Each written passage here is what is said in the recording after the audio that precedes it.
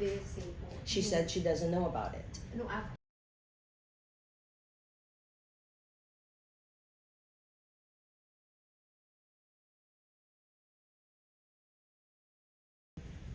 What did she tell you when you confronted her about it?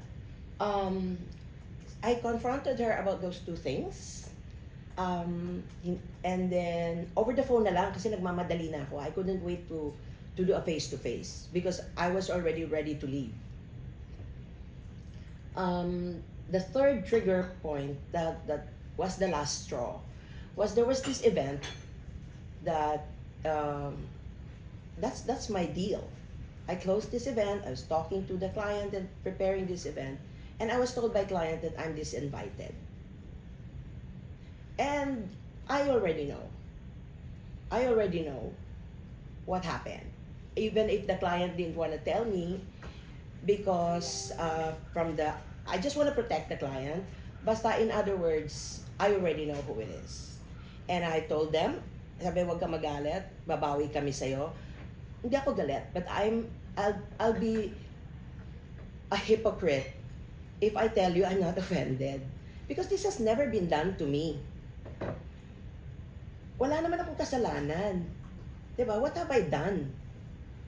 So anyways, sabi ko, don't worry, I'm not going if that's your request. But that's very offensive and that's not something I can accept. And I told Bea, that's the last straw. After I told her that, and she said, no, I didn't know about that. Hindi ko alam yan.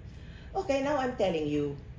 And this very moment, this is what I said, as of this very moment, and as of this very day, I am no longer your manager. That's how I told her. When was this? August 11th. I was told I was disinvited August 10th. And the event was...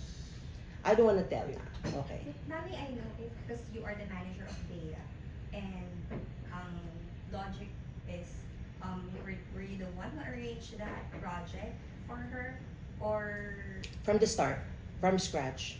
so how come you were disinvited from the event? Then it's just, let's just say clients were told. By, They won't tell me. But you know, let's just do the math. but what did they say po? She said she doesn't know about it. No, after you told her they were going to resign. That I'm going to resign. She said, how did it come to this? I said, I don't know. I had no idea. Bakit ako sinisiraan, non-stop? Ang sabi ko, Bea, you never defended me. Hindi mo ako pinagtanggol eh. I said that. I didn't mean naman, kasi alam ko naman, Bea, hindi mahilig yan mag-public interview. Ang sa akin, maski privately, you could have told whoever that is the truth. No, wala akong alam dyan.